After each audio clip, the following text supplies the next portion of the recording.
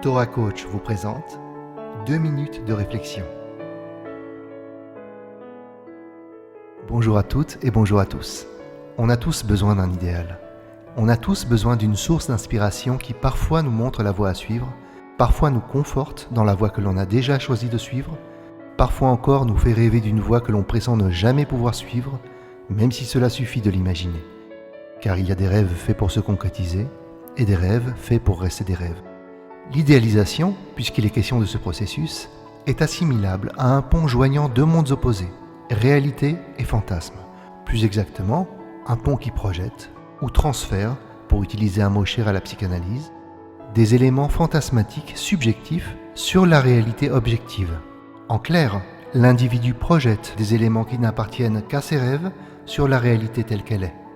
Ceci peut engendrer une réalité transfigurée par le fantasme, ou alors, à l'inverse, un fantasme revivifié, exalté, presque plus vrai que nature, du seul fait qu'il se nourrit de la réalité. On trouve deux sortes d'idéalisation.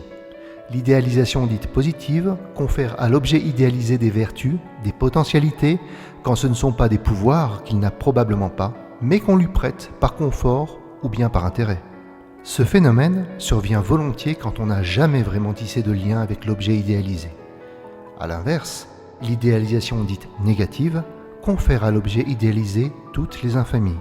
En bref, on salit, on décrédibilise, on désacralise, pourquoi pas, afin de justifier une distance que l'on croit de mise. Ce procédé survient volontiers quand on a rompu le lien avec l'objet idéalisé. On trouve aussi des cas intermédiaires. L'idéalisation positive alors que le lien a déjà été rompu, dans le cas de ce que l'on nomme communément un chagrin d'amour par exemple, ou l'idéalisation négative alors qu'il n'y a jamais eu de lien, à l'instar du préjugé, tout simplement. Utile, dans certains cas salvatrice, l'idéalisation n'est pas sans danger. Quand elle est trop investie, elle cesse d'être un pont joignant réalité et fantasme. Au contraire, elle tend alors à fusionner ces deux mondes, dont il est essentiel qu'ils restent séparés. Même si, en secret, le fantasme communique à la réalité cette étincelle un peu folle dont elle a besoin.